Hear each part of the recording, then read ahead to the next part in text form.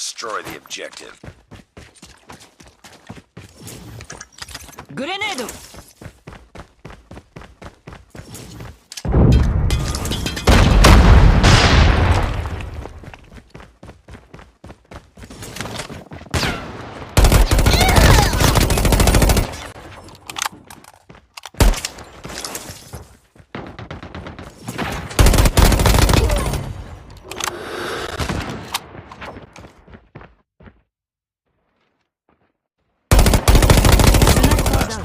Complete the mission.